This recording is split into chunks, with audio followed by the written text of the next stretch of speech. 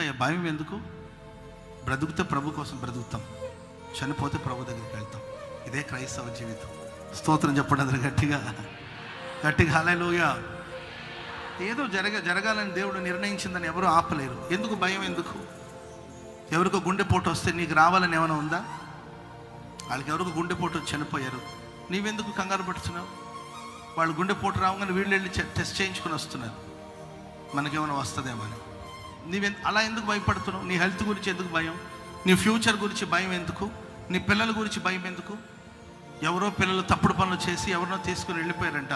వెంటనే నీ పిల్లలు ఫోన్ చేసి, నాన్న నువ్వు ఎక్కడున్నావు, బంగారం ఎక్కడున్నావు, బాగానే ఉన్నావా, లైన్లోనే ఉన్నావా, లైన్ తప్పావా, టవర్కి దూరంగా ఉన్నావా, దగ్గరగా ఉన్నావా అని నువ్వెందుకు టెన్షన్ పడతావు? అసలు ఎందుకు నీకు ఆ భయం ఎందుకు వస్తుంది?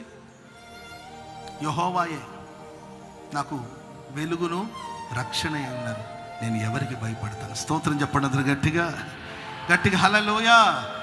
చూడండి, ఒక వ్యక్తిలో ఉన్న దైవత్వం, దేవుని ఆత్మ పోయి దురాత్మ ప్రవేశించినప్పుడు ఏదో తెలియని భయం, ఏదో తెలియని భయం. ఆరోగ్యం పాడైపోతుందేమన్న భయం, ఏంటంటే ఉన్న స్థానాన్ని పోగొట్టుకుని రోడ్ల మీద పడతామేమన్న భయం, లాక్డౌన్ పడుతుందేమో మరల పరిస్థితి ఏంటన్న భయం, జబ్బు వచ్చి పడుతుందేమన్న భయం, కుటుంబం విడిపోతుందేమన్న భయం, భర్త వదిలేస్తాడేమన్న భయం. అనుమానం ఎందుకు వస్తుంది? ఆడవాళ్ళకంటే ఎక్కడ నన్ను వదిలేసి వెళ్ళిపోతాడనే భయంతో ఆయన వెంటాడుతుంది అనమాట, అనుమానాలతో. భార్య మీద ఒకడు అనుమానిస్తున్నాడంటే దాని కారణం ఏంటంటే ఎక్కడ ఈమె నన్ను వదిలేసి వెళ్ళిపోతాడనే భయం. మీ రిలేషన్ మంచిది అయితే, నీ మనసు మంచిది అయితే, నీవు మంచివాడివి అయితే నీకు అన్నీ మంచిగా జరుగుతుంది కదా. నీవు అనవసరమైన భయాలకు ఎందుకు చోటిస్తుంటే దేవునితో ఉన్న ఆ రిలేషన్, ఆ కనెక్షన్ తప్పిపోయింది అనుకోండి, తొలగిపోయింది అనుకోండి, వెంటనే అక్కడ దురాత్మ యొక్క సన్నిధి ఉంటుంది, దురాత్మ యొక్క సముఖం ఉంటుందండి. ఆ దురాత్మ సముఖం ఉన్నప్పుడు ఆ భయాలు, ఆ కలవరాలు వచ్చి రాత్రులు మనశ్శాంతి లేకుండా చేస్తుంటుంది. అంటే మీరు అనుకోవచ్చు, దయ్యాలంటే 2 కొమ్ములు పెట్టుకొని కరుణామయుడిలో బ్లాక్ డ్రెస్ వేసుకొని ఏంటండి యేసుప్రభు దగ్గరికి వచ్చి మాట్లాడుతుంటే కదండి, బ్లాక్ డ్రెస్ వేసుకొని మొఖానికి మసి పూసుకొని 2 కొమ్ములు ఉండి ఏంటండి బ్లాక్ కలర్ నైట్ వేసుకొని అట్లా అనుకుంటారేమో మీరు. దురాత్మ ప్రియులను నీ మనస్సును కలత పెడుతుంటుంది, నేను కలవర పెడుతుంది, నేను కూర్చొనివ్వదు, నిలబడినివ్వదు, మనశ్శాంతిగా ఉండనివ్వదు. 18వ అధ్యాయం సమూయేలు మొదటి గ్రంథం 18వ అధ్యాయం 10వ వచనం చదవండి. సమూయేలు మొదటి గ్రంథం 18వ అధ్యాయం 10వ వాక్యం. చెప్తానమ్మో సోదేకి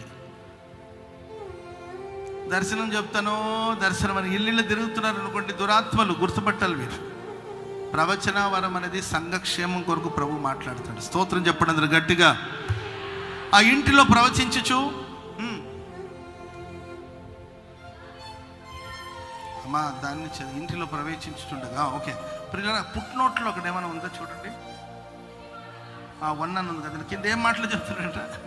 వెర్రి మాటలు, సంబంధం లేని మాటలు, వెర్రి మాటలు, నోటికి ఎంత వస్తే అంత మాట్లాడు.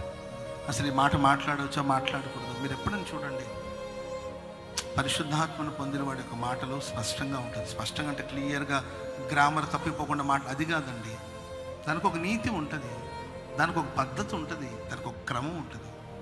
పరిశుద్ధాత్మను పొందిన వాళ్ళు, దేవుల్లో ఉన్న వాళ్ళ మాటలకు ఒక క్లారిఫికేషన్ ఉంటుంది, ఒక పద్ధతి ఉంటుంది, ఒక అర్థం ఉంటుంది. అర్థం లేని మాటలు, వెర్రి మాటలు, సంబంధం లేని మాటలు, కనెక్టివిటీ లేని మాటలు మాట్లాడుతుంటే ఇవన్నీ కారణాలు ఏంటంటే దేవుని ఆత్మ నుండి మనం ఆ కనెక్షన్ పోగొట్టుకున్నప్పుడు సంబంధమే లేకుండా మాట్లాడుతుంటాం, ఎక్కడో చెప్తుంటాం. ఒక టాపిక్లో మాట్లాడుతుంటే టక్కని ఆ టాపిక్ నుండి ఇంకో టాపిక్ వెళ్ళి ఉంటారు, ఆ టాపిక్ నుండి ఇంకో టాపిక్ వెళ్తుంటారు. మీరు ఏం చేస్తుంటారో తెలీదు, ఏ మాటలతో ఎవరు నొప్పిస్తుంటారో తెలీదు.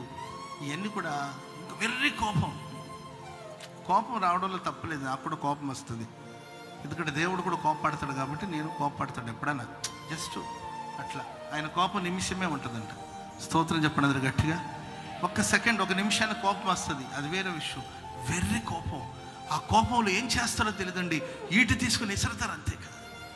అరే ఆ దెబ్బకు వాడు చచ్చిపోతాడేమో, చనిపోతాడేమో, ఏం ఆలోచించి ఈటి తీసుకుని విసరడమే అంతే. గోడకేసి బిగి చేస్తానంటాడు. బండ బూతులు, పచ్చి బూతులు, వామ్మో. సర్వాధికారికి ఆ మాటలు ఏంట్రా స్వామి?